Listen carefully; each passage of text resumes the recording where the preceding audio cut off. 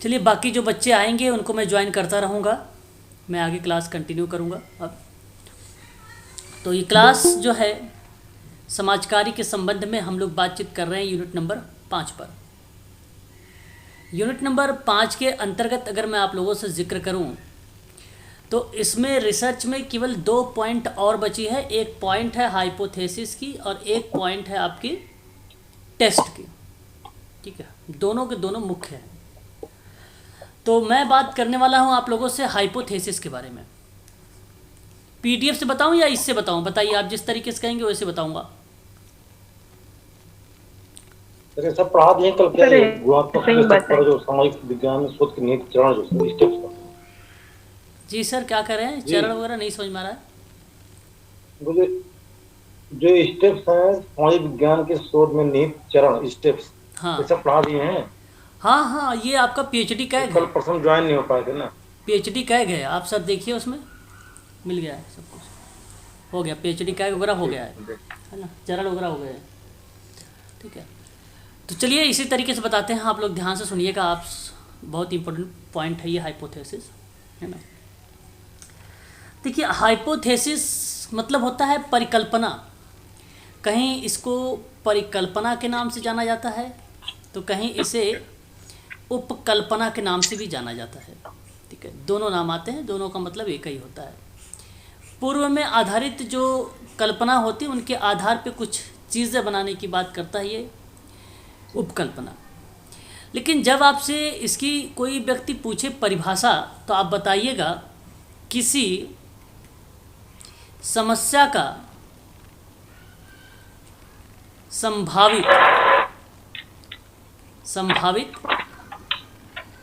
समाधान ही प्रकल्पना कहलाती है। प्रकल्पना कहलाती है। बस एक लाइन में आप इस तरीके से बोलकर परिभाषा बता सकते हैं कि ये होती है परिकल्पना की परिभाषा, है ना। अब परिकल्पना में भी जैसे कि जब हम परिकल्पना करते हैं तो वो बेसिकली एक टॉपिक पे करते हैं, किसी समस्या पे करते हैं। लाइक मैंने एक एग्जांपल देता हूँ, जैसे बालक और बालिका, बालक एवं बालिका की उपलब्धि का अध्ययन, है ना, अध्ययन। यह एक प्रकार का आपका गोल बना, या आप ये कह लीजिए कि यह एक प्रकार का आपका टॉपिक बना। ठीक है, तो प्रकल्पना बनाने के लिए साहित्य की समीक्षा में समस्या से संबंधित निर्णय लेने के लिए साहित्य की समीक्षा करना शोधकर्ता का प्रमुख कार्य होता है। परिकल्पना बनाने के लिए क्या करना पड़ेगा? लिटरेचर ऑफ रिव्यू में जो समस्या से संबंधित निर्णय आप लोगों ने लिया है वही आपका प्रमुख कार्य है, मेन कार्य वही है। अब इसी के अंतर्गत आपसे ये कहा जाता है,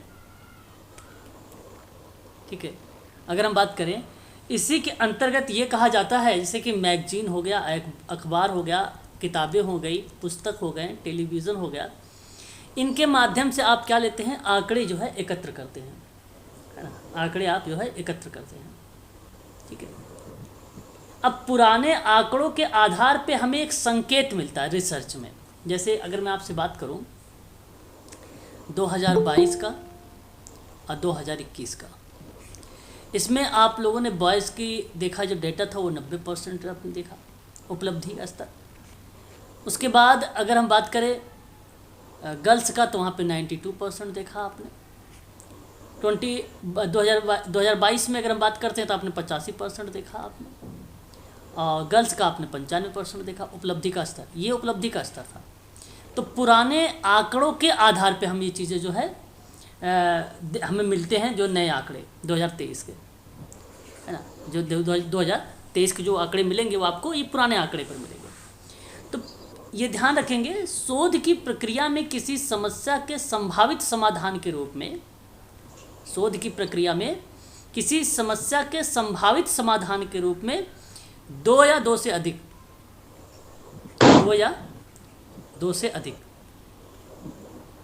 ठीक है, चरों के बीच, वेरिएबल, चरों के बीज या चरों के संबंध को बतलाते हैं, क्या करते हैं, बतलाते हुए शोधकर्ता जो कथन करता है, रिसर्चर यानी सामाजिक शोधकर्ता, ठीक है, जो कथन करता है वही क्या कहलाता है,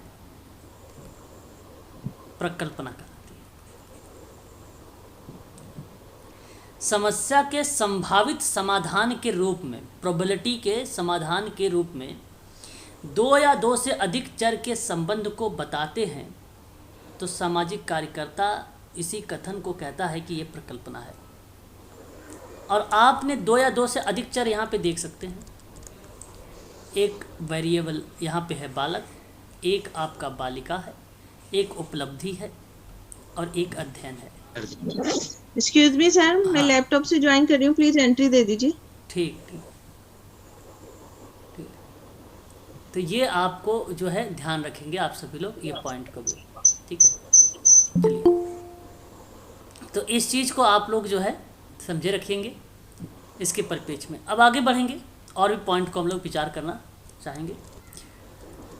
देखिए, नेक्स्ट पॉइंट पर अगर हम बात करें यहाँ पर प्रकल्पना में, तो शोध की सफलता और असफलता की जांचने के लिए अनुसंधान की समीक्षा करना बड़ा आवश्यक है।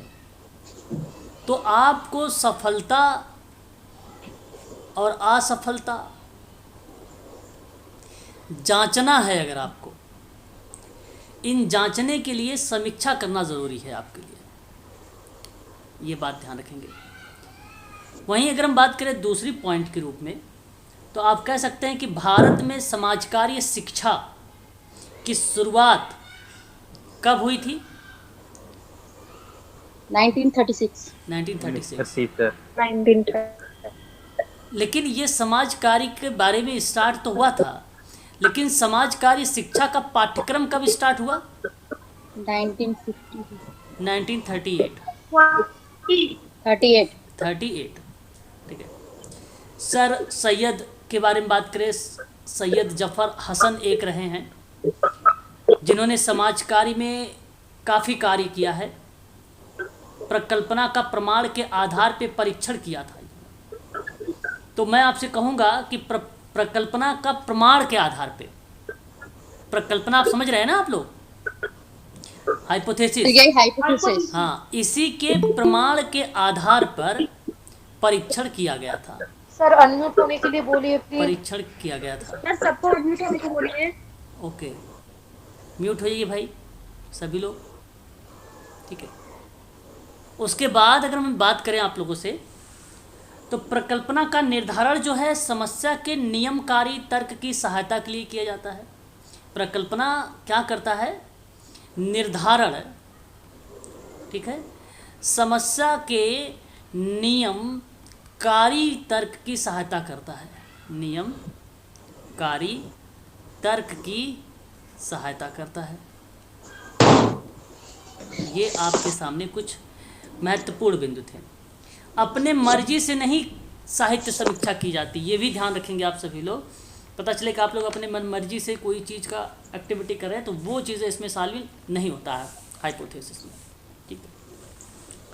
अब हाइपोथेसिस के ही कुछ टाइप हैं। जैसे अगर मैं टाइप की बात करूं तो प्रकार, चंद्रभूषण सर म्यूट हो जाइए। हाँ, अब देखिए अगर हम बात करें टाइप ऑफ हाइपोथेसिस में, तो एक होता है आपका वर्किंग हाइपोथेसिस। वर्किंग को हम लोग क्या बोलते हैं? कार्यकारी परिकल्पना कहते हैं या परिकल्पना बोलते हैं इसको। और एक होता है नल हाइपोथेसिस, नल शून्य परिकल्पना, हाँ, हाइपोथेसिस, और इसे हम लोग बोलते हैं शून्य परिकल्पना। और एक आपका होता है अल्टरनेटिव प्रकल्पना, इसको हम लोग बोलते हैं वैकल्पिक। क्या बोलते हैं? वैकल्पिक। तो ये तीन टाइप की प्रकल्पना हमें देखने को मिलती है। अब आपको मैं बता देता हूँ कि कार्यकारी यानी वर्किंग जो हाइपोथेसिस होती है, ये होती क्या है। ये जो लिटरेचर ऑफ रिव्यू देखते हैं आप, साहित्य समीक्षा के माध्यम से हम जिस प्रकल्पना का निर्माण करते हैं ना, किसके आधार पे? लिटरेचर ऑफ रिव्यू के आधार पे। वही आपकी वर्किंग हाइपोथेसिस कहलाती है। तो यह सबसे पहले निर्माण किया जाता है ना, ये सबसे पहले निर्माण किया जाता है वर्किंग हाइपोथेसिस, और ये लिटरेचर ऑफ रिव्यू जो उसी के माध्यम से किया जाता है ये वाला। एक आता है नल हाइपोथेसिस। नल हाइपोथेसिस जब कभी कार्यकारी प्रकल्पना, यानी ये प्रकल्पना वर्किंग हाइपोथेसिस है ना, आपकी रिजेक्ट हो जाए, क्या हो जाए, रिजेक्ट हो जाए, तब हम निर्माण करेंगे नल हाइपोथेसिस का। लेकिन ये कौन सी प्रकल्पना रिजेक्ट हो रही है? वर्किंग हाइपोथेसिस आपकी रिजेक्ट हो रही है। जब ये रिजेक्ट या गलत हो गई तब आप यहाँ पे निर्माण करेंगे नल हाइपोथेसिस का, नल हाइपोथेसिस का। ध्यान रखिए। सर बताइए। Hello sir, degree of freedom एक दिन पढ़ा दीजिएगा सर। अच्छा, चलो ठीक है, अभी सब चलेगा इसी में, ठीक है, सब चला देंगे। जी सर। एक बार इसको ध्यान दीजिए। तो जब ये वर्किंग हाइपोथेसिस गलत हो जाएगी तब आपके नल हाइपोथेसिस बनेगी। अब मान लो कि नल हाइपोथेसिस अपनी असत्य हो गई, ये भी असत्य हो गई, तब आपका क्या बनेगा? अल्टरनेट हाइपोथेसिस बनेगा। ठीक है, अगर ये वर्किंग हाइपोथेसिस अगर आपकी सत्य है तो ज़रूरत नहीं है नल हाइपोथेसिस की, ना ही अल्टरनेट की। अगर मान लो वर्किंग हाइपोथेसिस सत्य तो है, सॉरी गलत हो गई है ये, अगर ये गलत हो गई है तो नल हाइपोथेसिस यहाँ पर बन जाएगी। अगर ये बन गई तो ज़रूरत अल्टरनेट की भी नहीं है, और यदि यहाँ पर भी गलत हो गई तो आपका ज़रूरत पड़ेगी अल्टरनेट की। क्या ये बात समझ में आ गई आपको? सर एक बार फिर से। चलो फिर से समझो। सर एक बार फिर से बता दीजिए। देखिए, अगर मैं आपसे कहूँ कि वर्किंग हाइपोथेसिस आपकी सही है, जब ये आपकी सत्य है तो नल हाइपोथेसिस की भाई क्या ज़रूरत है? अल्टरनेट हाइपोथेसिस की क्या ज़रूरत है? ज़रूरत ही नहीं है अगर आपको वर्किंग हाइपोथेसिस सत्य है तो।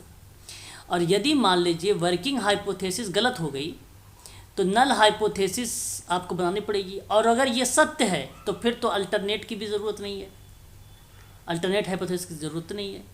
और मान लो वर्किंग हाइपोथेसिस आपकी सत्य ना हो, गलत हो गई हो, और फिर नल हाइपोथेसिस भी आपकी गलत हो गई हो, तो वहाँ पर उसके बाद आपका क्या बन जाएगा? अल्टरनेट हाइपोथेसिस बन जाएगा। ठीक है, अब तो समझ में आ गया होगा। जी जी सर। और ये जो अल्टरनेट हाइपोथेसिस होता है ना, ये अल्टरनेट सदैव हमेशा सत्य होती है। आप जैसे डिफ़ॉल्ट समझ सकते हो, एक प्रकार से सदैव सत्य होती है, गलत होती ही नहीं। मैं तो समझाने के लिए यहाँ पर क्रॉस का चिन्ह लगाया हूँ, ठीक है, समझाने के लिए लगाया हूँ आपको। ये सदैव सत्य होती है, इस बात को आप ध्यान रखेंगे। सदैव सत्य का मतलब ये हुआ कि सूर्य पूरब से निकलता है, ये बात आप सभी लोग जानते हैं। सूर्य पूरब से निकलता है तो ये सार्वभौमिकता पर सत्य पर आधारित है, इसको बदला नहीं जा सकता। यानी जो चीज़ केवल सत्य है उसका परीक्षण ही नहीं किया जाएगा, उसका परीक्षण ही नहीं किया जाएगा, जो केवल सत्य है ना। इस बात को आप सभी लोग ध्यान रखिएगा। परीक्षण का आवश्यकता जो पड़ती है बेसिकली आपको बता दें तो वर्किंग हाइपोथेसिस और नल हाइपोथेसिस, इन्हीं दोनों का परीक्षण होता है। परीक्षण किनका किनका होता है? वर्किंग हाइपोथेसिस की और नल हाइपोथेसिस की। ठीक है, तो फिर आप सोच रहे होंगे कि अल्टरनेट क्यों आ गया जब इन्हीं दोनों का परीक्षण ही होता है, तो है ना, इसका ही जब परीक्षण होता है। बेसिकली क्या है कि जब दोनों चीज़ें गलत होने लगती है रिसर्च में, तब हमें ज़रूरत पड़ती है अल्टरनेट की। तो ये कहता भी है कि भी इसका परीक्षण जो है सदैव सत्य माना जाता है, अगर वो गलत भी है तो भी ये सत्य मान लेगा। बट यहाँ तक बात आती नहीं है ना, 100 में से एक आध आ गया अपवाद तो अपवाद के रूप में, बट यहाँ तक आता नहीं है ना। तो ये चीज़ आप ध्यान रखिएगा। अब इनके संबंध में अगर कोई प्रश्न पूछता है तो कैसे प्रश्न बनता है एग्ज़ाम में, थोड़ा सा ध्यान दीजिएगा। प्रश्न कहेगा आपसे ये कि शोध की प्रक्रिया में प्रकल्पना, ठीक है, प्रकल्पना, ठीक है, प्रकल्पना के परीक्षण की आवश्यकता होती है, परीक्षण की आवश्यकता होती है। ऑप्शन एक आपका रहेगा वर्किंग हाइपोथेसिस, ऑप्शन बी रहेगा आपका नल हाइपोथेसिस, ऑप्शन सी रहेगा आपका in third C alternate hypothesis, option D रहेगा आपका ए एंड बी। बताइए। A and B, A and B. हाँ, ए एंड बी, यानी ये आपका करेक्ट जाएगा। ठीक है, इस चीज़ को आप खासकर ध्यान रखेंगे। तो कुछ इसी तरीके के प्रश्न बनाए जाते हैं। अब प्रकल्पना के भी कुछ पार्ट होते हैं। लाइक अगर मैं बात करूं आपसे, एक होता है आपका सकारात्मक और एक आपका होता है नकारात्मक। ठीक है, दो पार्ट होते हैं, ध्यान दीजिएगा। अगर मैं आपसे सकारात्मक प्रकल्पना के बारे में अगर बात करूंगा तो ये ध्यान रखिएगा आप सभी लोग, यह जो है वाक्य के आधार पर किया जाता है,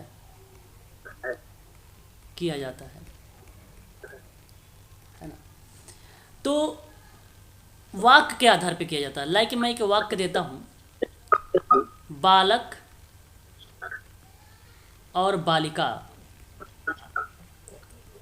की उपलब्धि में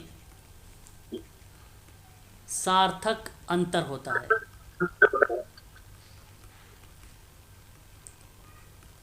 क्या ये सकारात्मक शब्द बना रहा है ये परिभाषा, ये एग्जाम्पल? Yes sir. जी सर। जहां सकारात्मकता की चीज आएगी वो चीज आपको सीधा बताता है पॉजिटिव के रूप में कि ये सकारात्मकता है, सत्य है ये। वहीं जब बात हम करते हैं दूसरे पॉइंट पर, तो दूसरा पॉइंट हमारे सामने ये है, कहता है कि वाक्य के अनुसार, वाक्य के अनुसार, ठीक है, निष्कर्ष तक पहुंचे, निष्कर्ष तक पहुंचे। ठीक है, अब इसमें क्या होता है, एग्जाम्पल देता हूं। इसमें बताता है कि बालक और बालिका की उपलब्धि में सार्थक अंतर नहीं होता है, नहीं होता है। यह परिभाषा बेसिकली नकारात्मकता को रिप्रेजेंट करेगी, नकारात्मकता को रिप्रेजेंट करेगी, इसलिए आपका ये नकारात्मक प्रकल्पना के रूप में आएगा। और सकारात्मक प्रकल्पना, ये प्रकार है म्यूट हो जाइए ना सर। हाँ, प्रकल्पना के प्रकार है ना सर, सकारात्मक और नकारात्मक। जी, एक सकारात्मक है एक नकारात्मक है जी। ये प्रकार है ना सर इसके? प्रकार ना कहें तो ठीक रहेगा। बेसिकली आप यहाँ पे अगर हम बात करें तो एक प्रकार से इसका एक वो है प्रकल्पना का ही पार्ट या पार्ट का भाग कह लीजिए। कुछ शब्द हैं प्रकल्पना में, कुछ शब्द हैं। प्रकार तो कार्यकारी है, नल हाइपोथेसिस है और वैकल्पिक है ना। ये तो एक शब्द है प्रकल्पना में जो रिप्रेजेंट होते हैं, जो आते रहते हैं, ये शब्द सकारात्मक नकारात्मक शब्द है ना रिसर्च में। करेक्ट जी सर। अब अगर हम बात करते हैं तो एक और शब्द आता है सांख्यिकीय प्रकल्पना। सांख्यिकी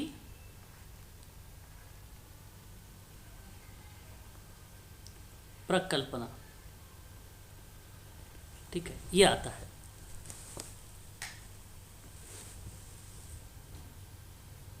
अब ये सांख्यिकी प्रकल्पना क्या होता है?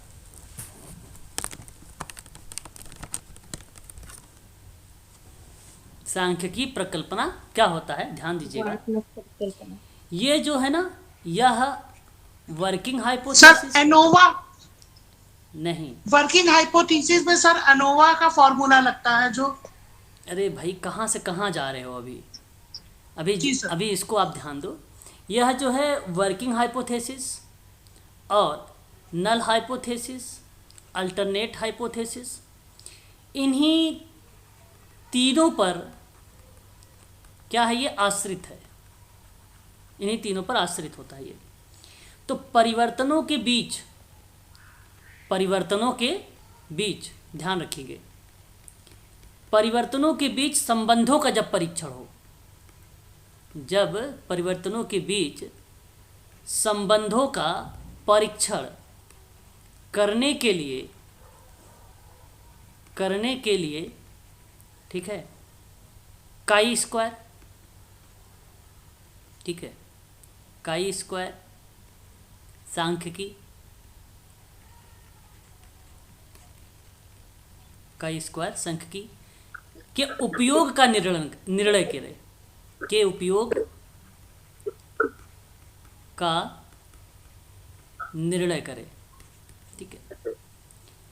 तो ऐसे में ये प्रक्रिया बन जाती है सांख्यिकी का। अब सांख्यिकी में जो वर्किंग हाइपोथेसिस है, इसको हम H से डिनोट करते हैं, H से डिनोट करते हैं। जो नल हाइपोथेसिस है उसको हम H0 से डिनोट करते हैं। जो अल्टरनेट हाइपोथेसिस है उसे हम H1 से डिनोट करते हैं, ठीक है, H1 से डिनोट करते हैं। तो अगर मैंने कहा स्नातक और परास्नातक विद्यार्थियों की पढ़ने की प्रवृत्ति, एक बार म्यूट हो जाइए, कोई लोग अनम्यूट हैं, ठीक है। तो अगर मैं आपसे कहूँ कि स्नातक और परास्नातक विद्यार्थियों की पढ़ने की प्रवृत्ति में कोई अंतर नहीं होता है ना, और बालक और बालिका की उपलब्धि का अध्ययन की बात करें तो दोनों प्रक्रिया में आप लिटरेचर ऑफ रिव्यू को फॉलो करते हैं, है ना, लिटरेचर ऑफ रिव्यू को फॉलो करते हैं। सर एक बार वो क्या बोला सर आपने? जी सर आपने क्या कह रहे हैं आप? लिटरेचर ऑफ रिव्यू की काय में सर थोड़ा सा बोल दीजिए शब्द पुनः। जैसे मैंने कहा कि अगर आप बालक और बालिका की उपलब्धि का अध्ययन करोगे तो उससे पहले आपको लिटरेचर ऑफ रिव्यू को ध्यान रखना पड़ेगा, साहित्य समीक्षा करनी पड़ेगी, उसके बारे में डेटा लेना पड़ेगा पुराना, जी तभी आपको पता चलेगा कि उपलब्धि स्तर क्या है ना। जब तक पुराना डेटा आप नहीं लेंगे तब तक आपको पता ही नहीं चलेगा, है ना। तो ये बात आपको ध्यान रखना। अब देखिए नल हाइपोथेसिस में क्या होता है, ये वर्किंग हाइपोथेसिस के रिप्रेजेंट करता है यहाँ पर, इस तरीके के पार्ट, ठीक है। लेकिन जब मैं आपसे, क्योंकि वर्किंग हाइपोथेसिस पे तो आधारित है ना लिटरेचर ऑफ रिव्यू, है ना, और अगर मैं आपसे नल हाइपोथेसिस की बात करूं, है ना, जब दो या दो से अधिक चर, जब दो या दो से अधिक, दो से अधिक चरों के मध्य कोई सार्थक अंतर ना हो,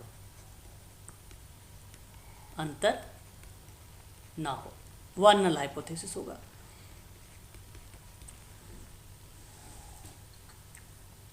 इतनी बात क्लियर है? जैसे मैंने कहा बालक और बालिका की उपलब्धि में सार्थक अंतर होता ही नहीं है।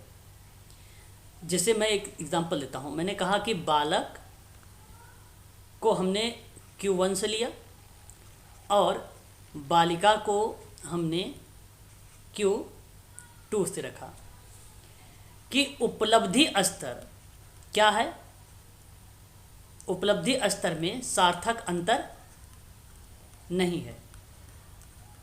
तो क्या मैं यहाँ पे कह सकता हूँ Q1 इज इक्वल Q2? भाई कोई बालक हो सकता है भाई ऐसी प्रक्रिया में, है ना, 80 नंबर लेके आता है बालक, और बालिका भी 80 नंबर लेके आती है, तो दोनों को सब्ट्रैक्ट करोगे तो 0 होगा। कोई अंतर बने? कोई अंतर नहीं है। बात समझ में आया? जी सर। अगर यही बात यहाँ पर एग्जाम्पल को रखता हूँ वर्किंग हाइपोथेसिस में, मैंने इसी में एक एग्जाम्पल वही लेता हूँ, बालक बालिका का, है ना, बालक एवं बालिका, ठीक है, की उपलब्धि स्तर या उपलब्धि में सार्थक स्तर, उपलब्धि में सार्थक स्तर, है ना। अब ये Q1 है और ये Q2 है। सार्थक स्तर या सार्थक अंतर कह लीजिए, है ना, अंतर है, सार्थक अंतर है। तो मैं यहाँ कह सकता हूँ कि भाई, है ना, बालिका जो है, बालिकाओं की जो उपलब्धि है, जो बालिकाओं की जो उपलब्धि है वो बालकों से अच्छी है। तो क्या मैं यहाँ पर इस तरीके से Q2 ग्रेटर देन Q1 से लिख सकता हूँ? नहीं समझे आप लोग? तो म्यूट है तो कहाँ समझ में आएगा? म्यूट हो जाइए भाई, बार बार बोलना पड़ रहा है ना। देखिए, मैं कह रहा हूँ बालक और बालिका की उपलब्धि जो है सार्थक अंतर में है ना। बालक और बालिका की जो उपलब्धि है वो सार्थक अंतर पे है। अब फिर मैंने आपसे एक बात कहा, इसी के आधार पे मैंने लिटरेचर प्रीव्यू किया और उसमें ये मुझे मिला कि जो बालिका होती हैं वो उनकी उपलब्धि में, बालिका की उपलब्धि में, है ना, अचीवमेंट में, बालक जो हैं या बालकों से अच्छी हैं। तो भाई मैंने यहाँ पे लिखा ना, बालक को Q1 और बालिका का Q2, तो क्या मैं यहाँ पे Q2 ग्रेटर देन करके Q1 नहीं लिख सकता है? तभी तो होगा अच्छी। बोलो तो सही। हाँ सर। तब बस यही है आपका वर्किंग हाइपोथेसिस। और फिर यहाँ पे जब बराबर की बात आती है तो नल हाइपोथेसिस। अब उसके बाद आपका आता है एक और अल्टरनेट, है ना। क्या आता है? अल्टरनेट। अल्टरनेट में क्या होगा आपको ध्यान रखना है। अल्टरनेट में मैंने आपसे कहा कि बालक की उपलब्धि, बालक की उपलब्धि बालिकाओं से अच्छी होती है, अच्छी होती है।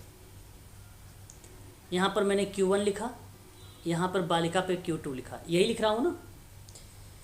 तो ये जो H1 बन रहा है ना, is equal Q1 greater than Q2 बन जाएगा। या आप ये भी कह सकते हो कि Q1 is not equal Q2। मतलब आप देख सकते हैं बालक यहाँ पर है, उसकी उपलब्धि बालिकाओं से अच्छी होती है।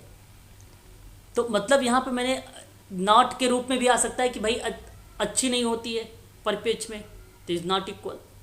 और यदि अच्छी होती है तो आप यहाँ पे उल्टा कर देंगे Q1 से लेकर, जिसे आप बना रहे थे अभी वर्किंग हाइपोथेसिस में, वो प्रक्रिया आप यहाँ पे कर सकते हैं, है ना। इनमें कुछ एरर्स आते हैं, कुछ एरर देखने को मिलते हैं, एरर्स, है ना। अब ध्यान से सुनिएगा एरर्स क्या होते हैं। एक होता है टाइप 1 एरर। टाइप 1 एरर को हम लोग अल्फा से डिनोट करते हैं। और एक एरर होता है टाइप बी, यानी टाइप सेकेंड, इसको हम लोग बीटा से डिनोट करते हैं, बीटा से, ठीक है, टाइप 2 एरर को, ठीक है। जब शून्य प्रकल्पना सत्य हो, जब शून्य प्रकल्पना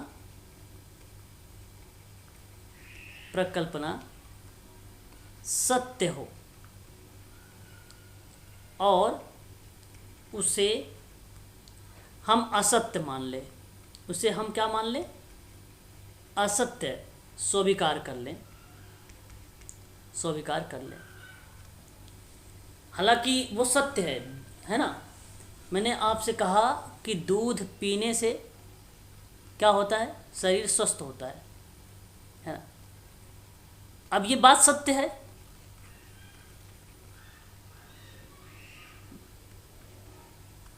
बात सत्य है कि नहीं? तो आप Yes, sir. यहाँ पे अगर मैंने कहा कि दूध पीने से शरीर स्वस्थ होता है या स्वस्थ है, तो इसका मतलब है कि ये बात सत्य है। लेकिन आपने अपने रिसर्च में गलत कर दिया, उसको मान लिया असत्य, उसको मान लिया असत्य आपने। तो जब असत्य मान लिया तो ये यहाँ पे आ जाएगा टाइप सेकंड। तो यहाँ पे कहता है कि जब शून्य प्रकल्पना या परिकल्पना आप कह लीजिए, है ना, असत्य हो, उसे सत्य स्वीकार कर लेना। बेसिकली अगर मान लो कोई चीज़ गलत भी है, जैसे मैंने कहा कि भाई बियर पीने से शरीर स्वस्थ होती है ना, अब ये असत्य है और किसी ने उसको सत्य मान लिया, है ना, बियर पीने से शरीर स्वस्थ होती है, तो यह प्रक्रिया टाइप 2 एरर का बन जाएगा, टाइप 2 एरर का बन जाएगा। अब इसी में कुछ कंडीशन है, कुछ मापन होते हैं। जैसे आप ध्यान रखेंगे, मापन होने का तरीका आप ध्यान रखेंगे, इसमें एक आपका होता है Z, डिनोट होता है Z शब्द, और आप ध्यान रखेंगे इसी में 0.01 रिजेक्ट के रूप में, ठीक है, और एक आप ध्यान रखेंगे 0.05 रिजेक्ट के रूप में, और एक आप ध्यान रखेंगे 0.05 एक्सेप्ट के रूप में, है ना। एक्सेप्ट का मतलब होता है स्वीकार, रिजेक्ट का मतलब होता है अस्वीकृति या अस्वीकार। बात सही है ना? बताइए एक बार मुझे, एक बार कंफर्म करिए। Yes, sir. Yes, sir. अब यही चीज़ आपको जो है ध्यान रखना है, क्योंकि हम लोगों से जब पेपर में पूछा जाता है ना, इसी के आधार पे ही प्रश्न पूछे जाते हैं, इन्हीं के आधार पे ही हम लोगों से प्रश्न पूछा जाता है।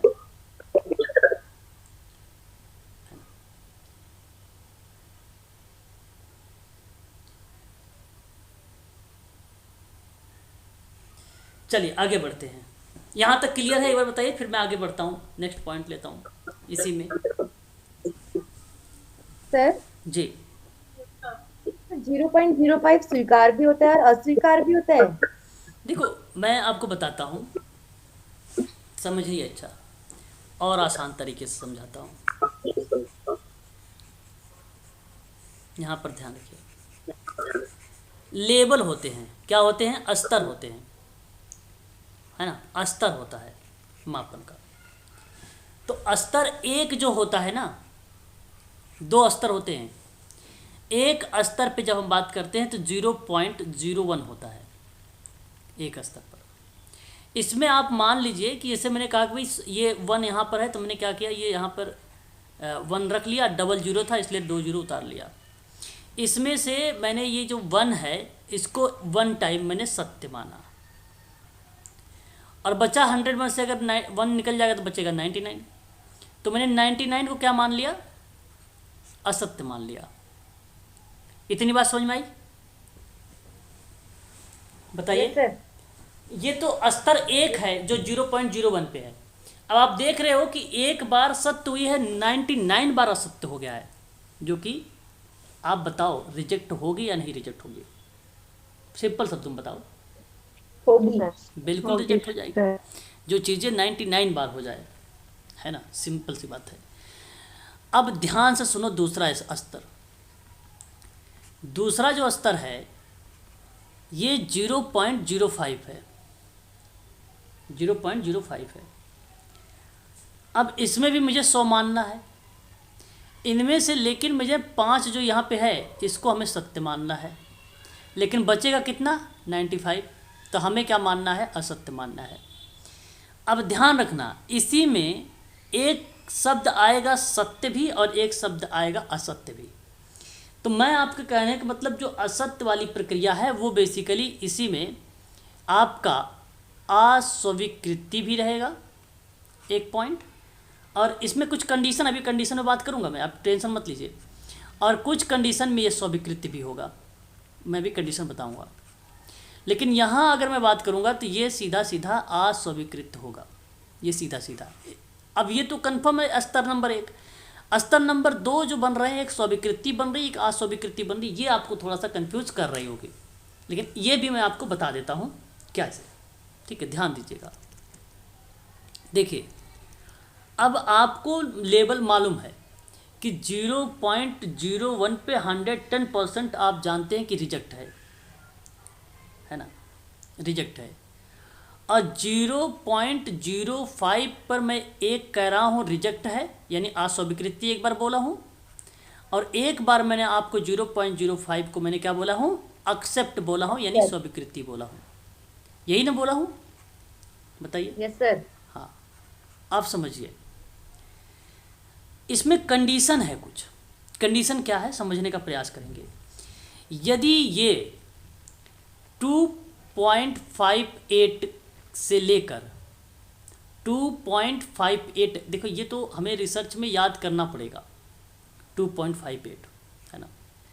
अगर 2.58 से लेकर 0.01 के बीच में कोई डिजिट आती या 2.58 के ऊपर कोई डिजिट आती है तो वो जाहिर सी बात है रिजेक्ट होगा। कैसे रिजेक्ट होगा, अभी प्रश्न दिखाऊंगा एक, आप ध्यान दीजिएगा, पहले यहाँ पे ध्यान दीजिए। वो गलत होगा आपका।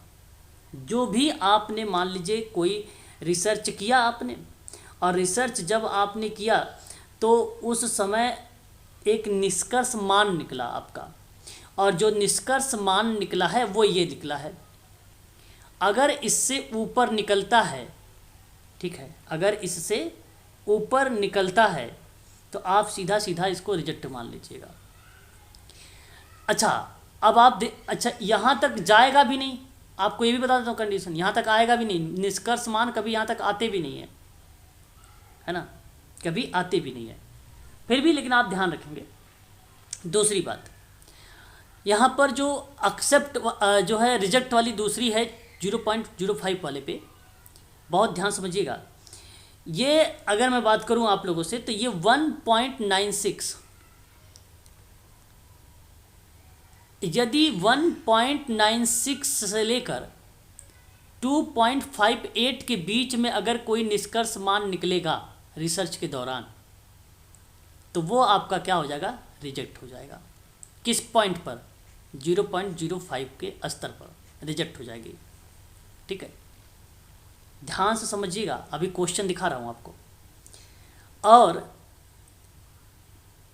जब 1.96 से नीचे, ये क्या मैं बात कर रहा हूँ नीचे की, और ये बात हो रही ग्रेटर देन की, तो ये नीचे की बात है। इसके नीचे अगर आएगा 1.95, 1.90, 1.92 इस तरीके के नंबर आएंगे तो याद रखिएगा ये 0.05 पर एक्सेप्ट होगा। अब बताइए, ये बात समझ में आई आपको? यस सर, अब आ गया। अब इसी में आप ध्यान रखो, ये एक Z होता है। ये जो Z होता है इसको हम बोलते हैं, शोध करके कुछ ना कुछ मान निकालते हैं इसको, और ये निष्कर्ष मान होता है, इसको हम बोलते हैं निष्कर्ष मान, Z को। और ये जो चिन्ह है वो ग्रेटर देन का है और ये ग्रेटर लेस का है ना। और ये जो नंबर आप देख रहे हैं 2.58, 1.96, 1.96 वाला नंबर, इस नंबर को हम लोग बोलते हैं टैबुलेशन वैल्यू, टैबुलेशन वैल्यू। और टैबुलेशन वैल्यू एक ऐसा मान होता है जो किताबों में दिया होता है, या जो किताबों में अस्थाई होता है, जो किताबों में अस्थाई होता है। ठीक है, ये किताब में मिलेगा आपको।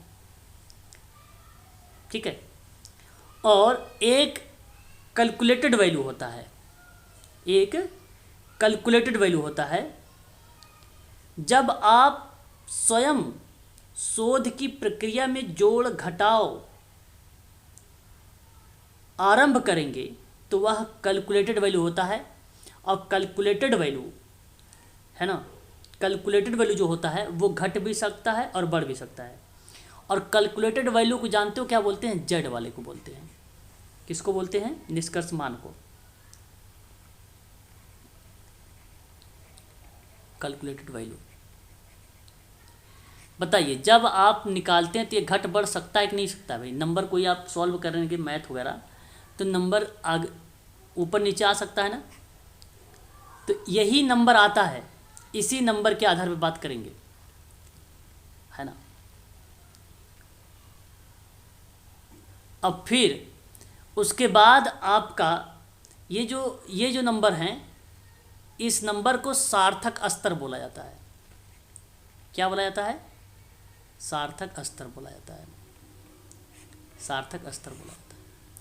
अब आप ध्यान से सुनिएगा, यहाँ पे एक थोड़ा सा मैं एक क्वेश्चन टाइप कर दे रहा हूँ। हमें फार्मूला ये पता है, z greater than 2 point tabulated value 2.58, 0.01 सार्थक स्तर रिजेक्ट। दूसरा कैलकुलेटेड वैल्यू ग्रेटर देन 1.96 से लेकर 0.05 पर स्तर पर, सार्थक स्तर है ना ये क्या है? ये सार्थक स्तर है कि नहीं? बोलो, ये सार्थक है। और ये आपका क्या है? टैबुलेटेड वैल्यू है, टैबुलेटेड वैल्यू है। और ये क्या है आपका? कैलकुलेटेड वैल्यू है, ये वाला नंबर और तो चिन्ह है, ठीक है। और ये आपका रिजेक्ट हो रहा है। तीसरा z ग्रेटर लेस 1.96 0.05 पर एक्सेप्ट। अब कोई एक वैल्यू आई है, ये वैल्यू आई है z वाली, हमने रिसर्च किया, z की वैल्यू आई है। अब z की वैल्यू आई है 2.01। अब बताओ किस में आप रखोगे 2.01? किस में रखोगे? इसमें बताओ आप कौन से सार्थक स्तर पे रखोगे? सार्थक स्तर पे कौन से रखोगे? बोलो। सेकंड नंबर पे, सेकंड नंबर पे सर। सेकंड नंबर पे रखोगे, बिल्कुल करेक्ट जवाब। रिजेक्ट। हाँ, 0.05 पर स्तर पर ये रिजेक्ट हो गई। अब थोड़ा प्रश्न देखिए और फिर आप मुझे बताइए इसका सही जवाब क्या होना चाहिए, है ना।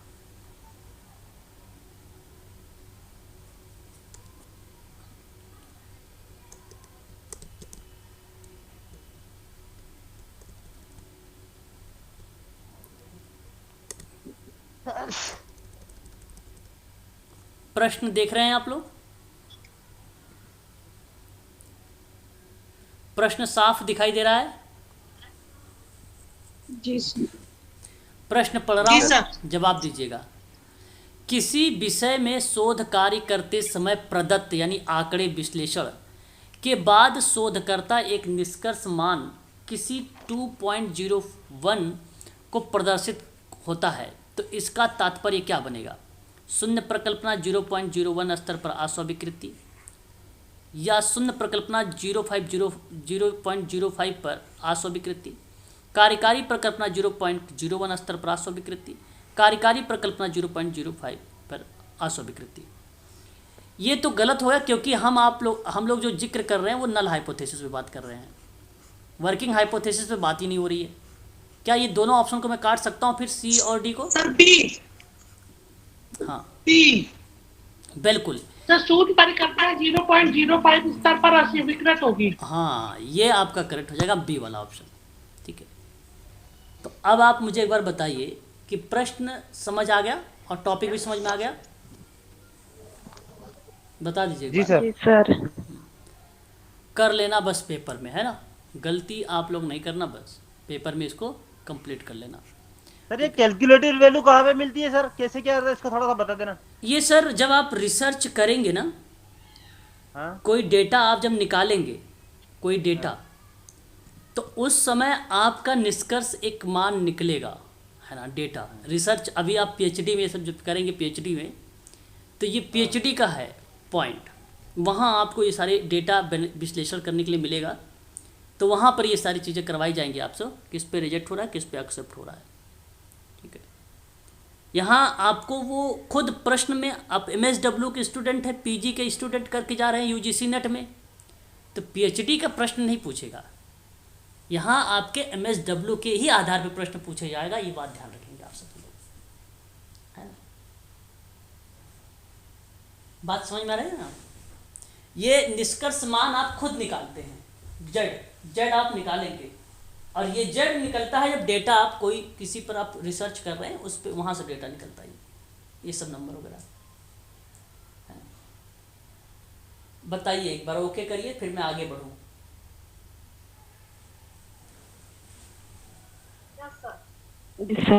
चलो फिर, अगर यहाँ तक समझ में आ गया फिर तो बहुत अच्छी बात है, फिर मैं आगे बढ़ता हूँ। अब देखिए, आपने नाम सुना है एनपीसी का? एनपीसी का नाम सुना है? एनपीसी, पैनल कोड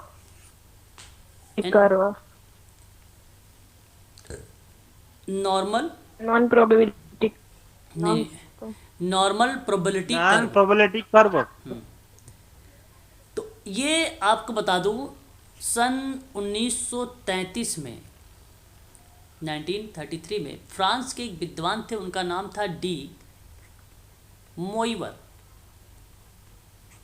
इन्होंने इसको दिया था, उनके मस्तिष्क में ये बात सबसे पहले आई थी। हालांकि वक्र का गणितीय प्रयोग सर्वप्रथम जर्मनी के खगोल शास्त्री गॉस थे, गॉस, कार्ल फ्रेडरिच गॉस महोदय थे। तो इन्होंने गॉसियन वक्र कहते थे इसको, सामान्य प्रयोग में सामान्य संभाव्यता जो एनपीसी था उसको इन्होंने बोला था गॉसियन वक्र, है ना, गॉसियन वक्र, गॉसियन वक्र कहा जाता था पहले, है ना? बेल शेप भी कहते हैं। जी, बेल शेप का।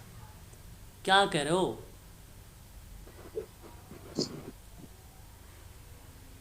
सर बेल एनपीसी क्या है? NPC national, sir bell shape. Normal होता है एनपीसी जो होता है। सर नॉर्मल प्रोबेबिलिटी कर्व जो सर बेल शेप। हाँ, बेल शेप्ड, ठीक, प्रोबेबिलिटी कर्व, ठीक है,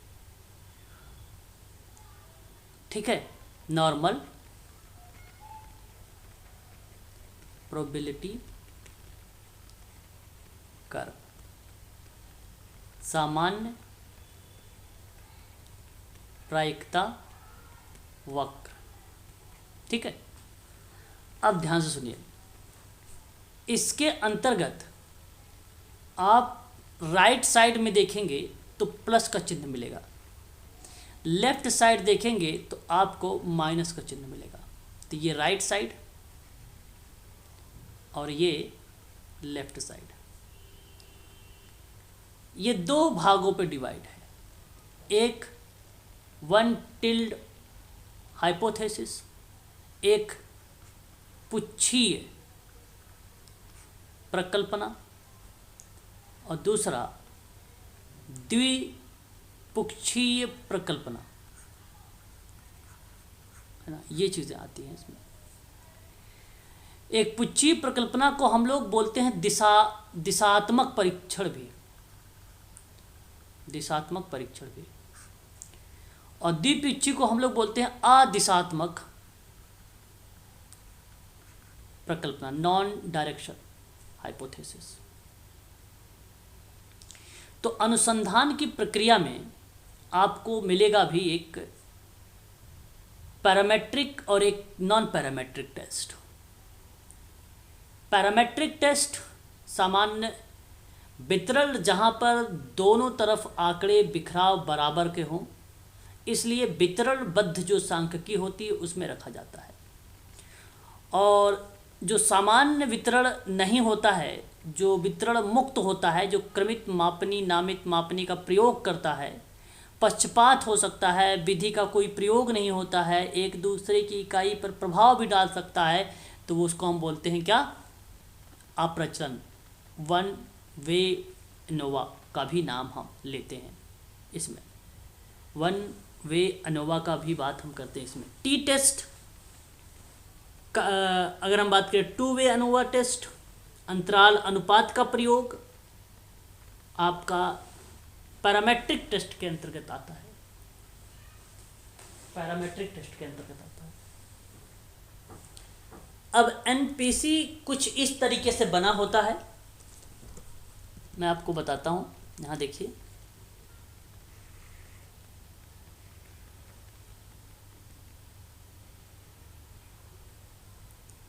कुछ इस तरीके से बना होता है और ये जो यहाँ पे जो पीक बिंदु है, जो सबसे शीर्ष बिंदु है, इस बिंदु यहाँ आपका 0 होता है, मूल बोलते हैं इसको। राइट साइड क्या होता है, प्लस होता है। तो क्या मैं यहाँ पे +1 +2 +3, केवल 3 तक जाता है बस, उसके आगे नहीं जाता है, 3 तक रहता है। ये राइट साइड में प्लस होता है, प्लस का चिन्ह कभी लगाया नहीं जाता है, कहा जाता है प्लस। लेफ्ट साइड में -1 होता है, -2 होता है और -3 होता है। मान लो कोई डेटा अगर आपके पास आता है, कोई व्यक्ति आता है, तो दोनों छोरों पे आपको आधे आधे मतलब बराबर बराबर डिवाइड करना है, आपको बराबर बराबर बांटना है आपको। और ये बेस लाइन है एक प्रकार की, है ना। और ये जो मैंने बनाया है ये लंब है, परपेंडिकुलर, है ना। इसको, इस चीज़ को आप ध्यान रखिएगा। तो सामान्य प्रायिकता वक्र किसी छोर पर, अब किसी छोर का मतलब एनपीसी पे मैं बात कर रहा हूँ, जो लंब है, इसी पर आपका क्या होगा, मीडियन होगा,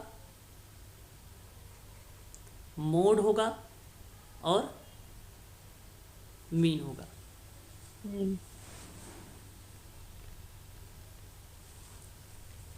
बताइए, क्लियर हुआ? एक बार बताइए। Yes sir. जी सर। ठीक। उसके बाद अगर हम बात करते हैं तो इन्हीं में आपको ये ध्यान रखना है आप लोगों को कि इसके कई भागों में जो है ना इसको डिवाइड किया गया है। हालांकि अगर मैं आपसे बात करूं तो इसी में एफ टेस्ट पाया जाता है, एफ टेस्ट और ओनोवा एनालिसिस जो है, एनालिसिस ऑफ वेरिएंस, प्रसरण विश्लेषण बोलते हैं इसको, प्रसरण विश्लेषण बोलते हैं इसको। फिशर ने दिया था ओनोवा टेस्ट, एफ टेस्ट, प्रसरण विश्लेषण जो है फिशर के द्वारा दिया गया। टी और यू टेस्ट जो होता है इसी में पाया जाता है। और ये टेस्ट जो है जुड़वा बहने कही जाती हैं, इन दोनों को जुड़वा बहने बोली जाती है, टी एंड यू को। शून्य प्रकल्पना के लिए किसी या किस परीक्षण का प्रयोग किया जाता है? शून्य प्रकल्पना के लिए तो एक एफ टेस्ट का प्रयोग होता है और एक एनोवा टेस्ट का प्रयोग होता है ना। इसको आप ध्यान रखेंगे, एक किसका किसका प्रयोग होता है, एफ टेस्ट का और एक एनोवा टेस्ट का, है ना। अब आगे हम देखते हैं इसी में एक और पॉइंट। मैंने एनपीसी ये बनाया, ठीक है, एनपीसी ये टच नहीं होगा यहाँ पे, ठीक है, यहाँ पे टच नहीं होता है, इसके अंदर ये टच नहीं होता है, गैप होता है। ये 0 है, ये -1 है और ये +1 है। इन दोनों के बीच की दूरी कितनी है? इन दोनों के बीच की दूरी जो है 68.26 है। और यदि आपसे पूछ रहे पेपर में कि 0 से लेकर -1 के बीच की दूरी कितनी होगी, 68.26 तो 34.13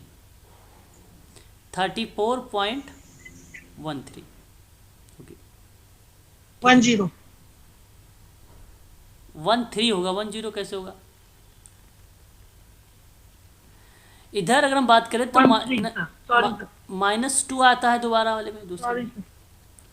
यहाँ अगर हम बात करते हैं -2 आता है, क्या हो गया ये? Yes sir, yes sir.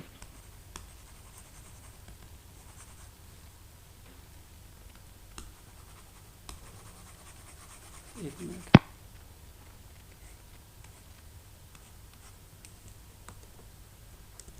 देखिए,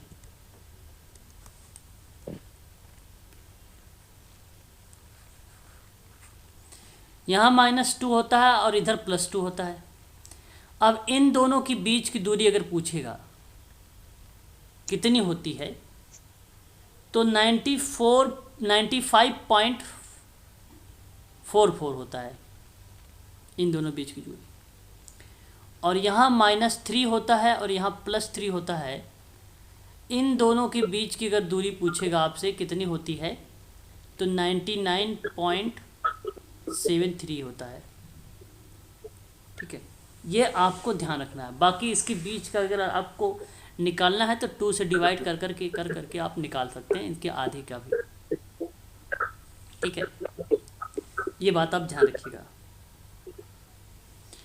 अब देखिए, इसके बाद अगर हम बात करें आप लोगों से, पहले आप देख रहे हैं यहाँ पे मैंने एक इस तरीके से कर्व बना रहा हूँ। ये चीज़ें जब सबसे ऊपर जाती है बिंदु, ठीक है, जैसे कार्टोसिस क्या होता है, कार्टोसिस को कुकुत्ता बोलते हैं। जब कोई संख्या बढ़ती है तो ये जाहिर सी बात है ये ऊपर जाएगा। और संख्या बढ़ने का मतलब ये हुआ कि संख्या यहाँ तक बढ़ रही है, तो यानी ये मान लो मैंने 3 ले लिया, यहाँ पे मैंने 2 ले लिया, यहाँ पे 1 ले लिया, ये 0 है, फिर ये 1 है, ये 2 है, ये 3 है ना।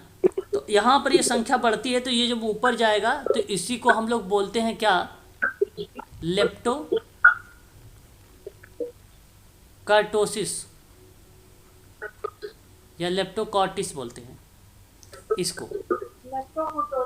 हाँ, लेकिन अगर मैं आपसे बात करूं कि जब इसको मैं जो संख्या और बढ़ाने की बात करता हूं, जिससे मैंने यहाँ पे नंबर घटता है, ये क्या हो रहा है, नंबर घट रहा है।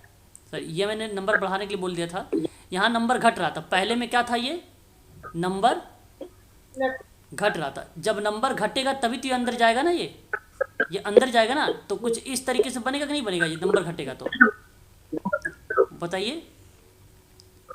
तो नंबर घट रहा था, ये नंबर घट रहा था। ठीक है, तो ये लेप्टोकार्टोसिस था। अगर मैं आपसे यहाँ पे कह रहा हूँ कि अगर नंबर बढ़ेगा, थोड़ा सा नंबर बढ़ाता हूँ, तो ध्यान दीजिएगा थोड़ा सा ये ऊपर जाएगा, बस नंबर बढ़ेगा। तो जब नंबर यहाँ पे थोड़ा सा बढ़ता है तो इसको हम लोग बोलते हैं, नॉर्मल में जाता है तो इसको बोलते हैं मीजोकार्टोसिस। मैडम प्लीज म्यूट हो जाइए। कार्टोसिस, म्यूट हो जाइए भाई, एक बार म्यूट हो जाइए, कितनी बार बोल रहा हूँ, बैकग्राउंड बहुत आवाज़ आ रही है ना। मीजोकार्टोसिस बोल रहा हूँ। ये बेसिकली जो होता है वो नॉर्मल होता है, ये जो है नॉर्मल होता है मीजोकार्टोसिस। ठीक है, ये नॉर्मल होता है। तो सपोज मैंने मान लो यहाँ पे एक बनाया, ये बना दिया जो है लेप्टोकार्टोसिस। अब फिर मैंने इसके बाद नंबर थोड़ा सा बढ़ा दिया है, तो ये कुछ इस तरीके से बन जाएगा। ये जब नंबर बढ़ाया है तो ये आपका बन जाएगा मीजोकार्टोसिस। ठीक है, उसके बाद अगर मैं आपसे बात करूं और थोड़ा सा मैं नंबर बढ़ाता हूं, तो आप देखेंगे कुछ इस तरीके से बनेगा, इस तरीके से बनेगा, कुछ इस तरीके से बन जाएगा फिर। और इस जो येलो वाली कलर दिख रहे हैं आप, इसको अगर मैं बात करता हूं तो इसको प्लेटोकार्टोसिस बोलते हैं। क्या बोलते हैं इसको, प्लेटोकार्टोसिस या कार्टोसिस। ठीक है, ये बोलते हैं इसको। ठीक है, क्लियर। यहाँ किसी कोई डाउट है, कोई दिक्कत है, पूछ लीजिए।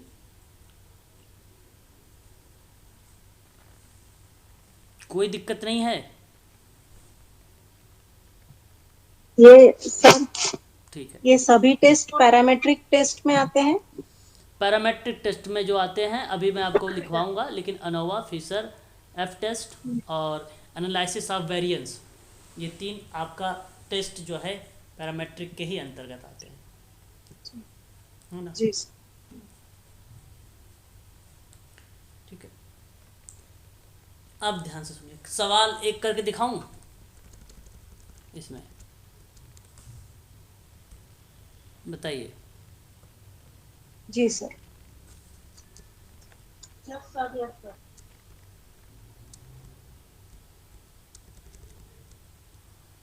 अच्छा, ये तो जीरो जीरो प्लस वन से दूरी कितनी होती है?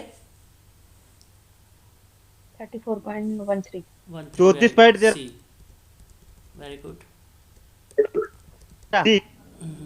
ये वाला सवाल बताइए, किसी शोध प्रक्रिया में अगर प्रदत्त विश्लेषण के अंतर्गत एनपीसी की ऊंचाई बढ़ जाए तो शिखर को क्या कहेंगे? 4 ऑप्शन देख रहे हैं आप, ए बी सी डी। लेप्टोकोटिक करो, लेप्टोकोटिक करो। बी। लेप्टोकर्टोसिस बोलेंगे, बिल्कुल सही। यह आपका फिर करेक्ट हो जाएगा यहाँ पर।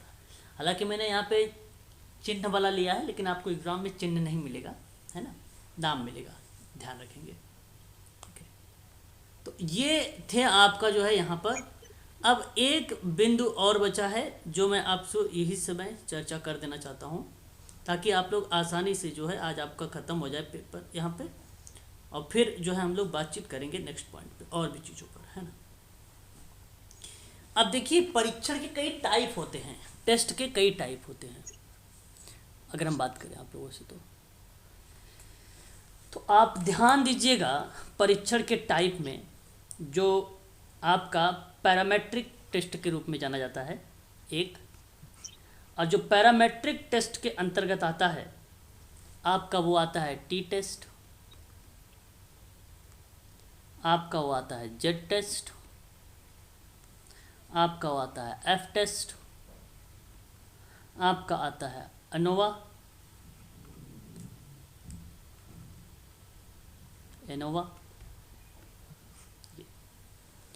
और एक होता है नॉन पैरामेट्रिक।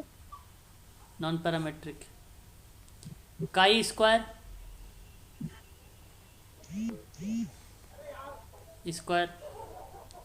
मान व्हिटनी,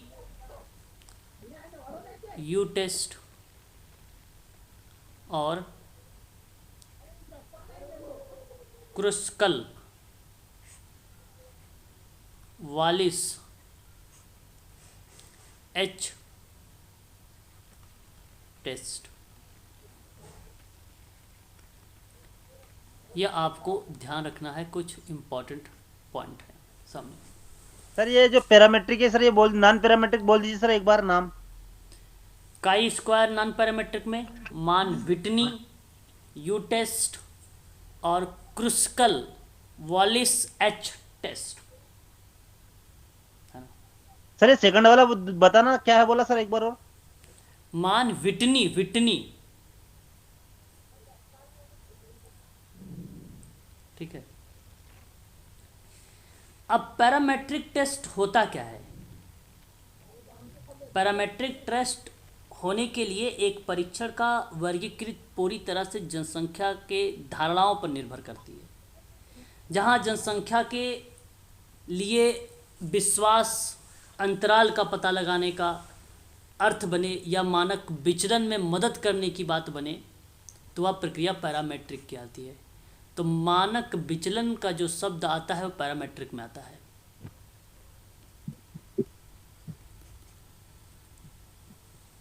ठीक है। और नॉन पैरामेट्रिक, जिस जनसंख्या को हम अध्ययन कर रहे हैं उसके लिए मानदंड के बारे में कोई धारणा ही नहीं बनाते हैं, नियम रूल रेगुलेशंस नहीं बनाते हैं। वो आपका क्या कहलाता है? वितरण मुक्त परीक्षण कहलाता है। वितरण मुक्त परीक्षण कहलाता है।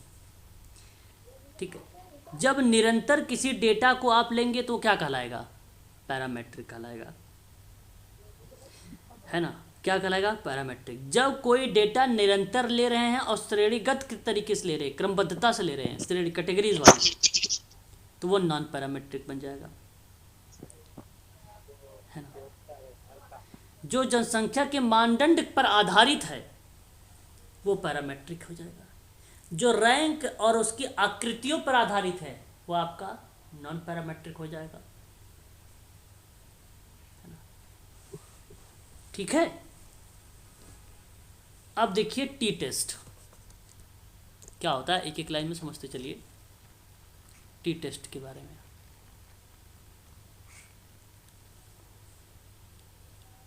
टी टेस्ट छात्र के ये किस पे आधारित है?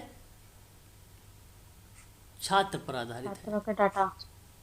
छात्र पे आधारित है ये। इसका आकार छोटा होता है जी।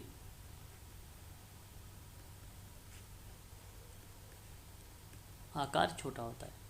अच्छा ऐसा करते हैं ना, कल 9 बजे क्लास रहेगी आप सबके एक बार, और 10 बजे से, ठीक है, 10 AM क्लास रहेगी। ये कुछ इम्पोर्टेंट टेस्ट हैं, उसके बारे में मैं सोच रहा हूँ कल बता दूँ आप लोगों को, सही रहेगा?